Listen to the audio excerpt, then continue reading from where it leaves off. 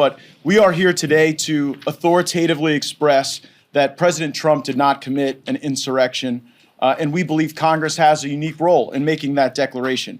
It's not the job of the states, and especially not the job of some bureaucrats in Colorado, to make this assessment and interfere with the rights of voters to cast their vote for the candidate of their choice. The very experts who often get on television and talk about securing democracy seem to be the first to want to then remove a candidate from the ballot because they are afraid that he is too popular. We have 63 co-sponsors to the resolution that Ms. Stefanik and I will be filing today to express the sense of Congress that President Trump did not commit an insurrection. I want to express my gratitude to Senator Vance for filing the companion legislation over in the Senate. And now is time for members of the House and Senate to show where they stand on this question.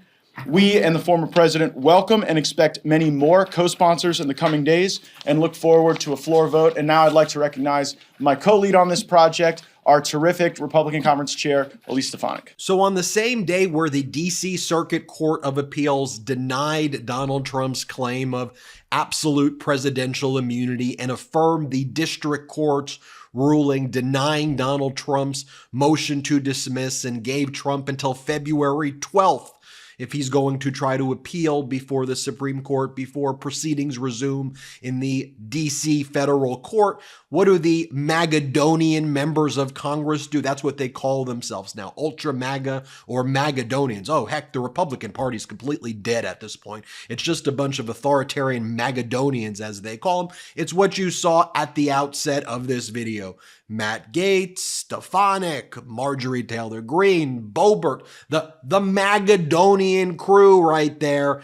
They are all introducing a resolution to have Congress declare that Donald Trump is not an insurrectionist and didn't engage in insurrection. You have actual insurrectionists there introducing a resolution to declare that their co-conspirator Donald Trump is not an insurrectionist when law and order is actually being done by a DC Circuit panel comprised of Republican appointed judges and Democratic appointed judges. And this is how MAGA Republicans are spending their time. At the same time, they are killing bipartisan border deals that are the toughest in American history, that are supported and endorsed by the Border Patrol Union, that was a wish list of everything that Republicans wanted, because Donald Trump wants to kill that, and because Donald Trump walks around and compares himself to rogue cops and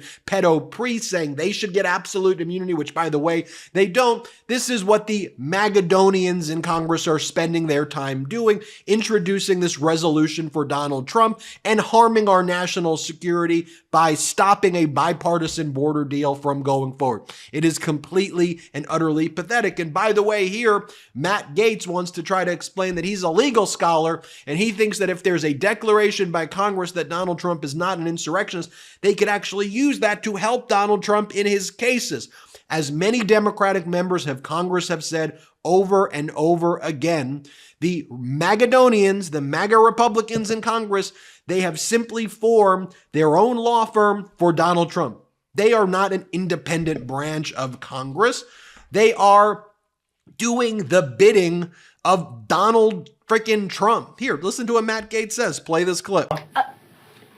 Is there like a practical sort of implication if this passes? Would this help Trump legally in court, or is this just a symbolic measure? No, I think that it would be incredibly helpful legally if we were to adopt this provision. You know, I've been the victim of federal crimes. I know what it's like when prosecutors regularly consult the victim to understand what the victim's expectations are. If we're the purported victim in Congress and we're saying this was not an insurrection, I think that would hold a great deal of weight. Yes. Oh, and then you had Marjorie Taylor Greene. She gets on stage and she just wants to wag her finger and says, shame on all of you. Shame on you for calling anybody an insurrectionist. Marjorie Taylor Greene, who was there plotting at the White House to help and aid and abet the insurrection. Here, play this clip. Democrats and dishonest people in the media every single day accuse President Trump of waging an insurrection and accuse many of us of waging an insurrection, and you're doing nothing but lying and selling the lies of the Democrats, all for campaigns and elections. Shame on every single person that has done that. Shame on you. You need to tell the truth. You have the freedom of press, one of the greatest rights in this entire world. And anyone that puts the word insurrectionist, calls President Trump an insurrectionist, and calls any of us an insurrectionist is a liar, and you do not deserve the power that you possess. Shame on you. Shame on you. Let me give you guys a little. And here, Marjorie Taylor Greene says, I want to teach you history. She just makes stuff up, right? I mean, again, it's just like, I'm telling you, Kim Jong-un and Vladimir Putin must look at this and not just laugh at what the Republican Party has become and the damage they're doing to our great nation, or should I say the Magadonians, but they're probably like, wow, they go even further than my own people go for us. Here, play this clip of Marjorie Taylor Greene. Let me give you guys a little history lesson, okay? When President Trump was inaugurated, Antifa and leftist rioters nearly burned down Washington, D.C. Did you call it an insurrection? No. Perhaps the dumbest and most dangerous of the statements spewed out of her mouth is this one where she goes, oh, why wasn't it called an insurrection when President Biden was inaugurated and there were all this National Guard there? What the hell are you talking about? Like, what are you talking about? Play the clip. And then the American people who pay for elections with their tax dollars actually own the elections and have the right to care about their elections, election integrity, and the results of their elections. When they came to Washington and protested, all of you called it an insurrection. And then when Joe Biden was inaugurated and this entire Capitol complex was surrounded with 30,000 National Guard troops, none of you stood there and called that an insurrection. Oh no. You all stayed silent. Here's the thing. Everyone knows how annoying cheap razors are. They cut you, they irritate you, and heck, they frustrate you. And don't get me started with subscription razor services. Can you say blah? That's why you gotta meet Henson Shaving. Henson Shaving is a family-owned aerospace parts manufacturer that has made parts for the International Space Station and Mars rover. And now they're bringing precision engineering to your shaving experience. Razor blades are like diving boards. The longer the board, the more wobble, the more nicks, cuts, and scrapes. A bad shave isn't a blade problem, it's an extension problem. By using aerospace-grade CNC machines, Henson makes metal razors that extend to just 0.0013 inches, which is less than the thickness of a human hair. That means a secure and stable blade with a vibration-free shave. It gets better. The razor has built-in channels to evacuate hair and cream, which makes clogging virtually impossible. Seriously, Henson Shaving wants the best razor, not the best razor business. That means no plastic, no subscriptions, no proprietary blades, no planned obsolescence. The Henson razor works with standard dual-edged blades to give you that old-school shave with the benefits of new-school tech. Once you own a Henson razor, it's only about $3 to $5 per year to replace the blades. My first shave with Henson razor was top-notch.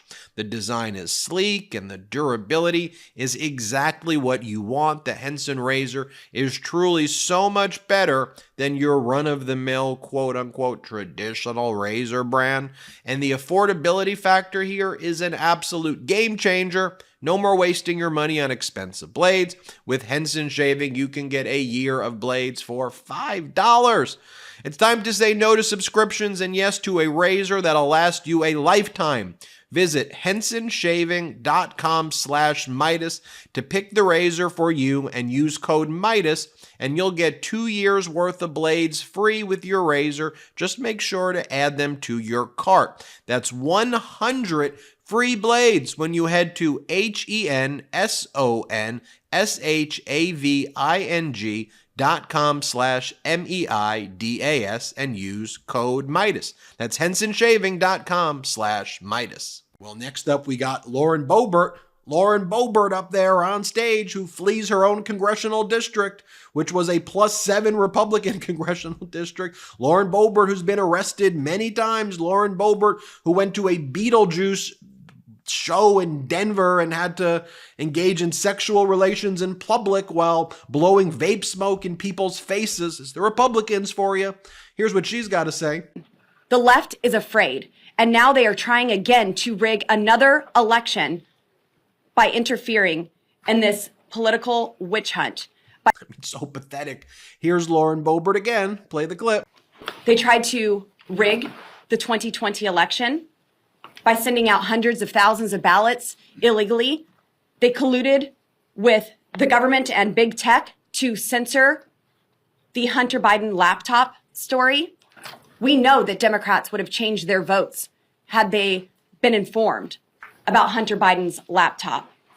Oh, and here's MAGA Mike Johnson when he found out that the D.C. Circuit Court of Appeals ruled against Donald Trump and found that there was no absolute immunity. He didn't even know about it, but he was very quick to say, oh, that's lawfare. They're just going after him. They're just going after him. So at the D.C. Circuit Court of Appeals, the district courts, everything, everybody, everywhere is wrong, but loser Donald Trump, who's lost everything his entire life, who lies about freaking everything, who is incompetent, who goes up and makes speeches now that are basically him going, boop, boop, shoot, mommy, shoot, like just weird crap like that. What the hell has the Republican Party become? This is freaking weird and embarrassing and dangerous. And Marjorie Taylor Greene, shame on you all. Here's MAGA Mike Johnson. Play the clip. Federal Appeals Court today just ruled that President Trump does not have immunity. Do you think that he deserves total immunity from anything that he's done in office?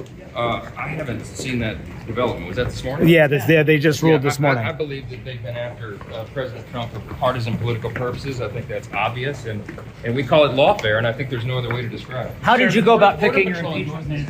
And here, a DeSantis supporter by the name of Peter Henline, this is what he had to say about all of this. He goes, so this is where the GOP is at. We've got Matt Gaetz, who teamed with the House Democrats to throw the House into chaos because he was angry about the House investigation into his sleeping with underage girls. You've got Lauren Boebert, who in the last few months has jerked off a guy in public theater, punched her ex-husband in the face in a public restaurant, and is jumping districts to save her career. Together giving a press conference about a resolution Gaetz introduced defending Trump's actions on J6 that has no chance of passing. I can think of no way any of this perpetual circus helps the GOP win elections, but plenty of ways it hurts that goal. And by the way, I just wanted to show you the perspective of what a DeSantis supporter is saying right here, how they're perceiving and looking at this right here. But this is how the Magadonians, the MAGA Republicans, whatever you're doing, are spending their time. And here's what Donald Trump is posting right now. A president of the United States must have full immunity in order to properly function and do what has to be done for the good of our country. A nation-destroying ruling like this cannot be allowed to stand. If not overturned as it should, this decision would terribly injure not only the presidency, but the life, breath, and success of our country. A president will be afraid to act for fear of the opposite party's vicious retribution after leaving office. I know from personal experience because I'm going through it right now. It will become a political weapon used for election interference. Even our elections will be corrupted and under siege. So bad, so dangerous for our nation. And he puts all in caps, save presidential immunity. You know when this was never an issue? Always, before you led an insurrection against our country that we all observed and are aware of what took place. And I know you've managed to co-opt this weak and feeble Republican Party that's gone full Magadonian, and they're out there praising your abilities to destroy and overthrow our democracy because the Magadonians no longer think that they can compete fairly when it comes to free and fair elections. But the American people know what happened on January 6th. And if you're supportive of what went down on January 6th, if you're supportive of not just the insurrection on January 6th, but Trump and his band of Magadonians' efforts to constantly undermine our democracy, to harm our national security, to hurt our border, to give aid and comfort to our enemies, then you are complicit in all of this. That's why I want to show you these videos, because when I went to law school, when I studied the Constitution, when I care about these principles so deeply held that I believe in, and see these Republicans, these Magadonian Republicans, and Trump try to undermine and rip to shreds the fabric of our Constitution, we cannot sit idly by. We have to call out this behavior, and how pathetic that is what Republicans are spending their day doing. Introducing a resolution to say that Donald Trump is not an insurrectionist while they kill the border bill. Shameful, shameful behavior. So disappointing, so dangerous, so despicable. I'm Ben Meiselas. This is the MeidasTouch Network. Hit subscribe. We're on our way to 3 million subscribers thanks to your support. Sign up for our new newsletter, MeidasTouch.com/newsletter. Hey Midas Mighty, love this report? Continue the conversation by following us on Instagram @MeidasTouch to keep up with the most important news of the day. What are you waiting for? Follow us now.